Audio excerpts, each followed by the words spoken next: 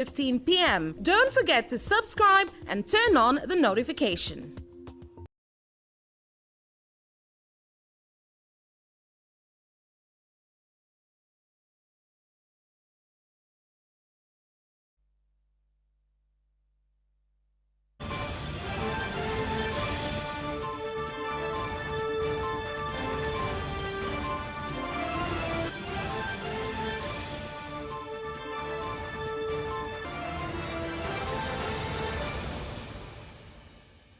In Capital News tonight, the government has removed the night travel ban on upcountry buses.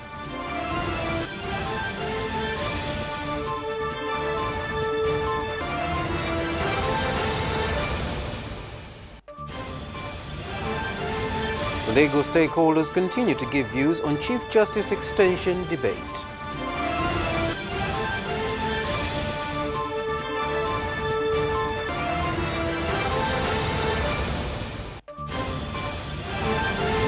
And in sports, Kyoto has defeated Mafinga team in the National Volleyball Championship.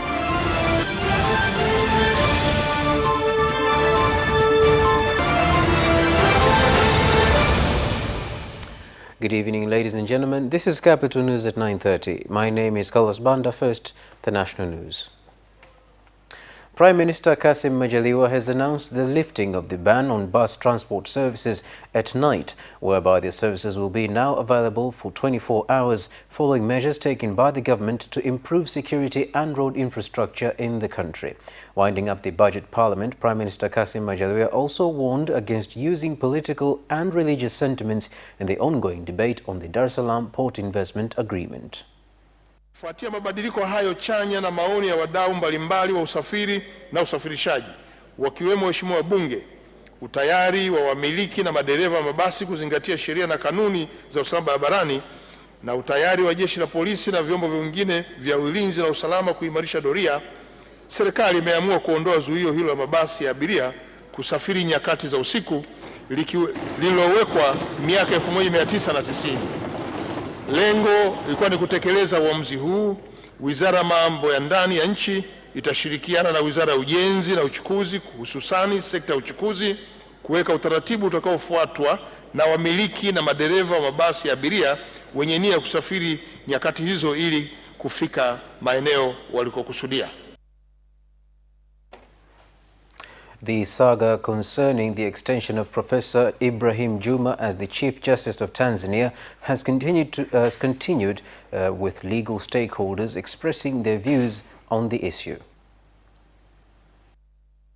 Kwanza awali ukiangalia ibara ya 118 ibara ndogo ya pili ikisoma sanjari na ibara ya 120 ibara ndogo ya kwanza ya Katiba yetu ya Jamhuri ya Muungano wa Tanzania iliyofanywa marejeo mara kadha wa kadha, inaainisha kwamba nafasi ya jaji mkuu itakuwepo pale na atatolewa na rais, na ukomo wake utakuwa ni miaka 65.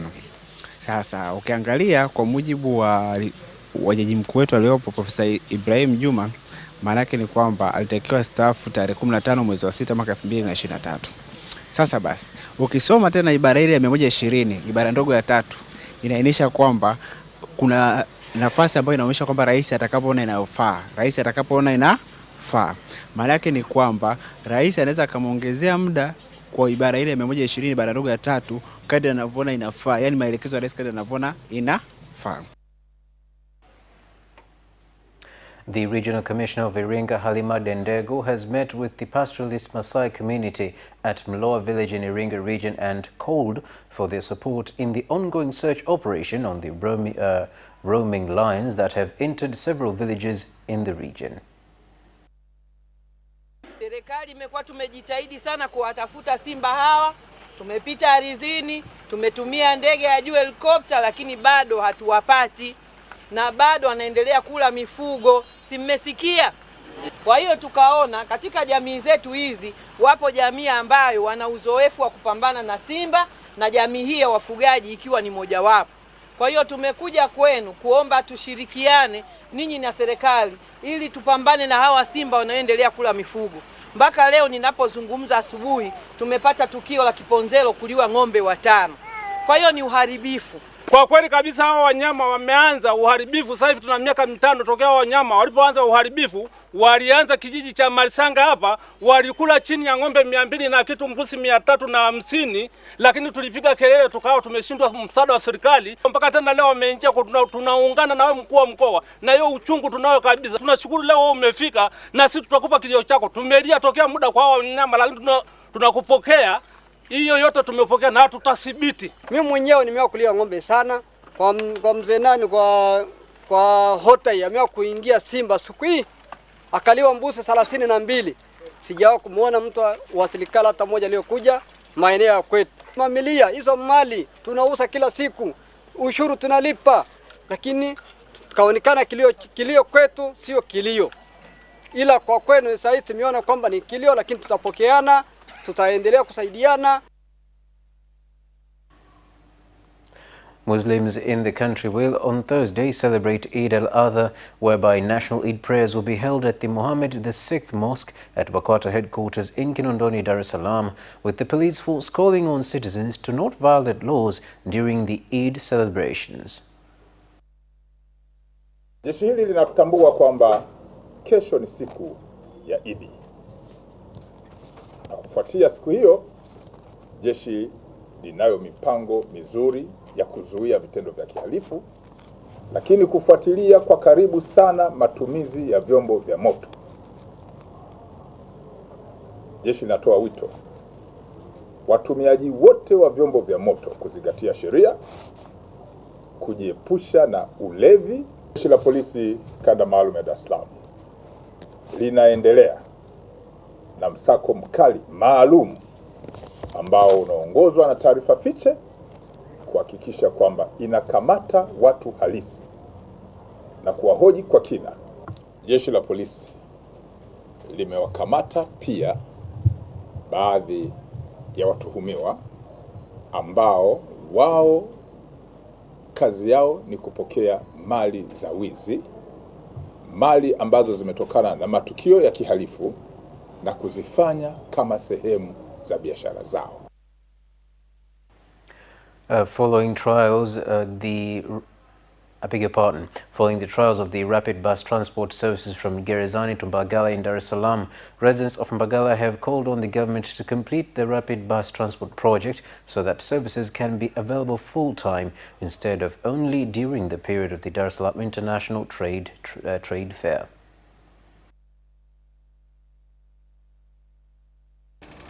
Vituo tunavyoshusha ni kituo cha Sabasaba, misheni za KM Mbagala Langi 3 pamoja na Mbagala Terminal. Ni mazuri. Kwa namna gani? Inasaidia kwa sababu Mbagala kuna foleni kubwa na watu ni wengi, kwa hiyo inapunguza ile kasi ambayo tunakaa kituoni kwa muda mrefu. Pesi kidogo kwa sisi tunaotoka Mbagala mpaka Gerezani. Kwa hiyo zile foleni na vituo ambavyo vipo tu alafu tunaepuka kidogo gaza hiyo. Naomba serikali ikamilishe miundombinu mapema ili tupate hiyo huduma kwa ufasaha zaidi. Kama kutufungulia Mbagala mwendo kasi tufungulie moja kwa moja. So watufungulie sasa hivi ikifika tarehe 10, 15 wanachukua magari yao. Sisi tunaendelea na daladala, inakuwa sio vizuri. Kama wameamua kufungua fungue moja kwa moja. The monitoring system used to track crops from the farms where they are bought to the industries where they are processed has been launched with the aim of helping farmers and buyers get prices that will reflect production costs incurred. Mfumo huu ni wa kuwawezesha wanunuzi kuweza kutrace kile ambacho wanakinunua kimezalishwa vipi. Na tunategemea kwamba wakiweza kutrace kwamba kimezalishwa vipi ni jambo ambalo linaweza kusaidia pia kulipa bei nzuri kwa mazao yale wanayonunua, lakini pia mfumo huu unasaidia pia wale wazalishaji nao kuweza kutrace kwamba mazao yao yameenda wapi, kuanzia pale walipoyauza mpaka pale yanapoenda kununuliwa, kwamba ya mazao yatakuwa yamenunuliwa na nani na kwa bei gani. Na hii inawaongezea wao pia nafasi ya kuweza kubageni na kupata bei nzuri. Huu mfumo naona utakuwa na manufaa makubwa kwa Tanzania, especially kwa zao la kahawa. Ni kwa mara ya kwanza unaingia Tanzania, lakini naona ni mfumo mzuri sana ambao inatakiwa hata uchukuliwe kwa mazao mengine, especially haya mazao yenye vyama vya ushirika kama chai, maparachichi. Utasaidia sana kuongeza kipato kwa wakulima kwa sababu kuna uwazi sana kuwasaidia wakulima kuweka kumbukumbu zao sahihi kupitia hii blockchain. Sasa akiweka kumbukumbu zake sahihi, mkulima inampa nafasi ya kujua matumizi na hatimaye yeye aweze kutathmini bei ya kuuza mazao yake. The United Nations Population Fund, UNFPA, has donated 7 vehicles to the government of Tanzania to support provision of health services, particularly those that will reduce maternal deaths. Magari 6 kutoka kwa shirika la Umoja wa Mataifa la idadi ya watu duniani. Magari haya ni mahususi kwa ajili ya usimamizi wa mradi wa kupunguza vifo vya wakina mama wajawazito. To implement this project in 2 regions, Dodoma and Dar es Salaam. We know in the urban settings there are a lot of unspoken challenges in Dar es Salaam, and even I believe in Dodoma. A lot of people migrating from rural to urban settings. You may find people from Congo are migrating to the Dodoma urban setup, looking for better life. But this creates a greater challenge in terms of accessing and utilization of reproductive, maternal, newborn, and adolescent health. And most often, most of the implementing partners, funders, colleagues, and comrades forget the urban setup, perceiving that in the urban setup we have each and everything in terms of resources. We believe these vehicles will support your efforts to accelerate the provision of quality reproductive health services for all, revving up our shared engine capacity, driving forward toward our goals to strengthen reproductive health for everyone across Tanzania. As we continue this effort, we need to look both ways. We look forward at the destination, and we also look in the rearview mirror at our accomplishments. Over the past years, UNFPA and partners have supported the government of Tanzania to train hundreds of healthcare workers on sexual and reproductive health, to expand reproductive health and family planning programs. The first Vice President of Zanzibar, Othman Masoud Othman, while addressing the East African Philanthropy meeting, has called on institutions and associations that provide donations to ensure they look for means of supporting those in need to improve their lives instead of using the opportunity to promote themselves. Moja katika msingi ambao una jamii kwa sasa hivi unaohitaji sana ni access to justice. Watu kwamba mtu ana haki yake kuweza kwanza kufikia huduma za kupata ushauri wa kisheria, lakini pia inapohitajika kwenda katika taasisi za usuluhishi wa migogoro akaweza kuzifikia, badala haki yake ile kuchukuliwa bila ya yeye kupata huduma ama za kushauriwa ipi haki yake ama ya kuweza kuipata haki yake ile kwa kupitia hizi taasisi za utatuzi wa migogoro. Kwa hivyo kwa kupitia njia hii na taasisi mbalimbali zinazotoa huduma za usaidizi wa kisheria, kwa mfano legal aid, sheria ambazo zilitungwa miaka zilizopita, kwa sasa unaweza pata ya kwamba hazikuzi sana uhisani ambayo tunaongea kuhusu. Kwa hivyo zinataka continuous development, zinataka zibadilishwe ama ziwe katika ile namna ambayo inasaidia kazi ambayo tunafanya. Tunataka kuhakikisha kwamba yale masuala ya uhisani kusaidia jamii, lakini kuangalia ni jinsi gani sisi wa Afrika kama wenyewe tunaweza tukaleta mabadiliko kwenye jamii zetu kwa kuhakikisha kwamba tunatoa kwa jamii zetu ili jamii zetu ziweze kupata maendeleo zaidi bila kutegemea watu wengine. Jinsi gani tunajumuisha mipango yote kwa pamoja na kutofanya kitu kimoja tu peke yake. Kuna masuala mengi yanayotokea sasa hivi, kwa mfano maandalizi yetu sisi kama taifa yanapotokea majanga makubwa kama ilivyokuja hapa katikati COVID, na tunafahamu sasa hivi kwa mfano kuna swala la tabia ya nchi au climate change challenge jinsi gani tunaweza tukafanya kujumuisha mipango yetu ili pamoja na mambo mengine And that news item concludes our national news. We'll take a short break and return for international stories.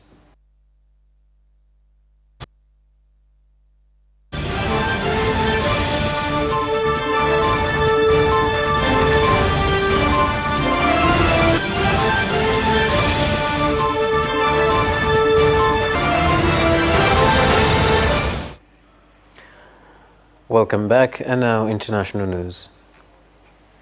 A 24-hour ceasefire agreed upon in Sudan has been violated after heads of the army and the RSF announcing a unilateral truce on Tuesday for the Eid al-Adha celebrations. There was heavy gunfire in parts of the capital, Khartoum, early on Wednesday, as well as artillery strikes and airstrikes that the Sudanese army launched against the Rapid Support Forces positions. Negotiations between the parties to the conflict are currently on hold. And moving on, in Kenya, thousands of Muslims in Kenya have joined other Muslims around the world in celebrating Eid al-Adha, with Muslim leaders calling on the government to address the problem of rising cost of living.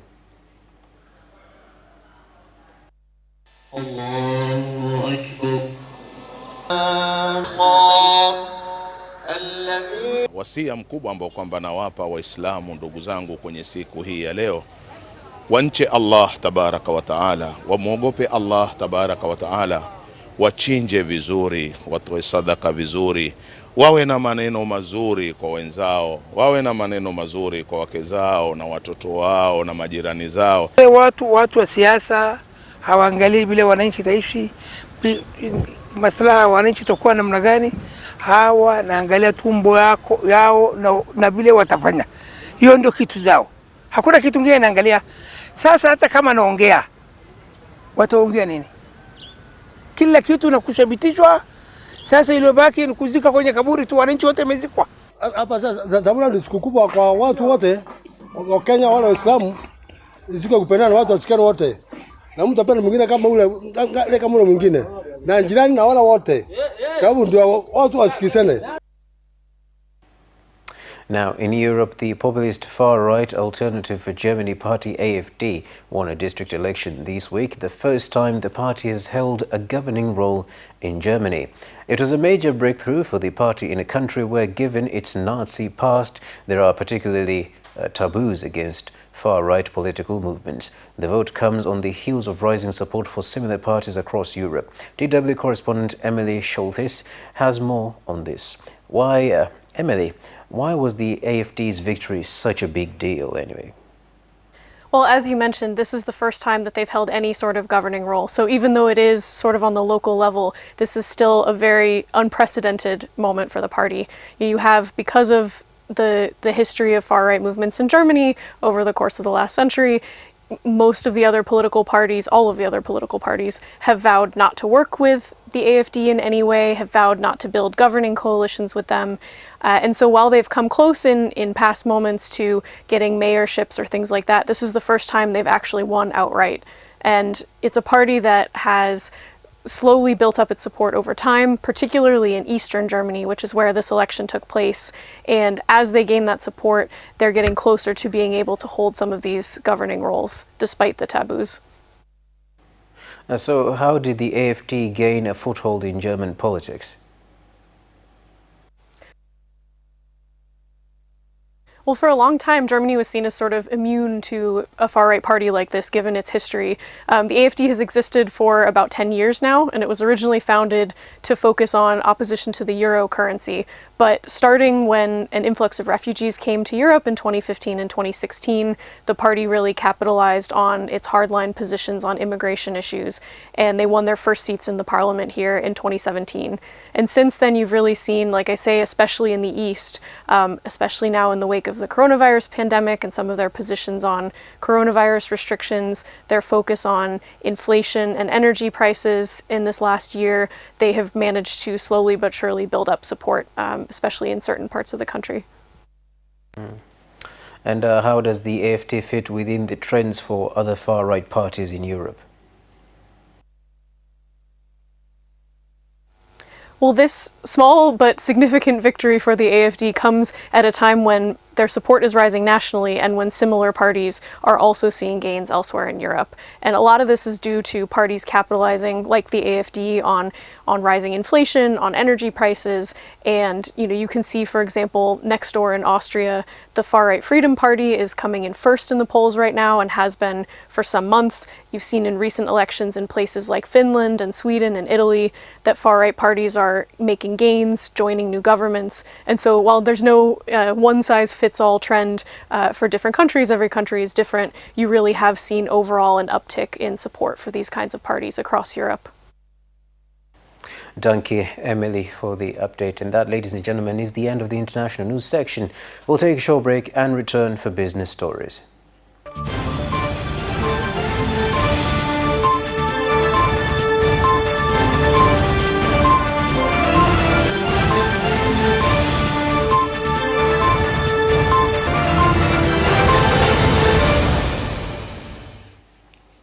Glad to have you back. And now, business news. Sesame prices in Coast Region have continued to fall, whereby a kilo of sesame was sold at 3,323 a kilo compared to the third auction, where a kilo of sesame was sold at 3,527 shillings. Hata hivyo, serikali imefanya jitihada kubwa ya kupunguza changamoto za biashara nchini, hususan kupunguza utitiri wa tozo kutoka tozo 380 hadi 148 katika kipindi cha mwaka 2017-18 hadi 2020-21. Hivyo serikali itaendelea kuondoa changamoto za kufanya biashara nchini, ikiwemo sehemu za mipakani. Serikali ipo katika jitihada za kuweka mazingira mazuri ya kibiashara. The Ministry of Finance and Planning has said that it is committed to continue improving business activities in the country by addressing the problem of numerous taxes in order to improve the business environment. Minada minne tu tayari tumeshauza takriban tani 11,000. Tofauti na mnada na msimu uliopita, katika minada minne tulikuwa tuna tani 9,500. Sababu mfumo hauanzi kwetu tu. Unaanzia kwenye level ya mkulima, unatoka kwa mkulima unakuja kwenye AMCOS yake, unatoka kwenye AMCOS unakuja gara kuu. Na huko kote kuna kitu kinaitwa mnyororo wa thamani. Mnyororo wa thamani unaanza kuwa cross check kutoka kule. Tusiuze yale mengine tunafanyaje? Lakini kusema kweli bei iliyopo hairidhishi. Haitutoshi kutokana na gharama za uzalishaji. Mobile phone company Airtel has launched a new promotion called Kwea Pipa Kwenda Dubai that enables customers purchasing air tickets through Airtel Money to get a price reduction of 10% when traveling with Fly Dubai Airline. Hiki ambacho tiketi za ndege zinakuaga bei ya juu kidogo, Airtel na Fly Dubai wanakuambia kwamba hiki ni kipindi ambacho wewe unaweza kuendelea kufanya shughuli zako kama kawaida, kwa sababu Airtel na Fly Dubai wamekupa punguzo la 10%. We are happy to have this partnership with Fly Dubai and Airtel. Fly Dubai is having a daily operation, daily flights into Dar es Salaam and 3 daily flights to Zanzibar. So this partnership is going to help both customers of Fly Dubai and Airtel.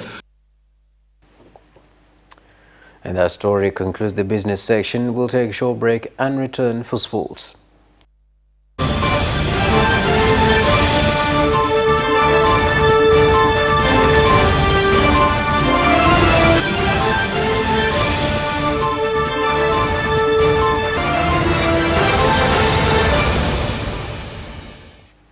Glad to have you join us. And now, sports news. The cute men's volleyball team has defeated Mafinga by 3-0 in the ongoing national championship. Moving on, the National Netball League ends tomorrow at Benjamin Mkapa National Stadium in Dar es Salaam.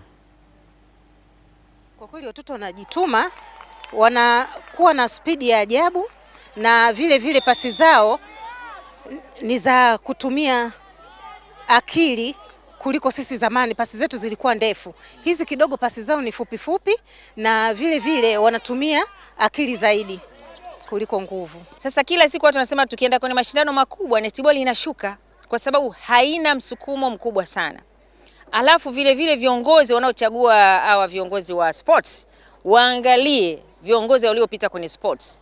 Sio wanachagua viongozi mtu hajawahi kushika mpira tangu kuzaliwa, unamweka kiongozi wa chanet nini wa netball taifa. Haifai. And lastly, the Tanzania Skateball Association has organized training for coaches with the aim of developing the sport in the country. Hapa kuona wanafunzi ambao wanafundishwa skateboarding na walimu kutoka Uingereza. Nimefurahi sana kuona hali hii. Interesting.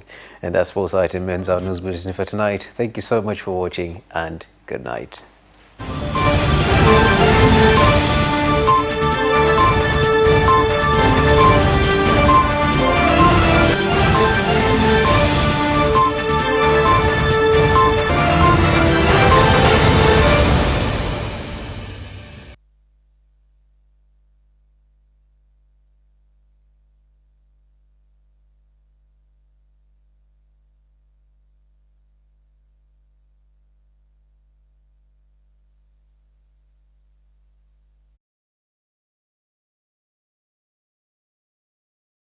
Watch Capital News at 9:30 and get updated on what is happening in Tanzania and around the world on political, social, and economic issues and events, without forgetting business and sports news. You can get it all right here on Capital News at 9:30 from Monday to Friday on Zuku Channel 067, Digitech Channel 1103, and Facebook Capital Television Tanzania.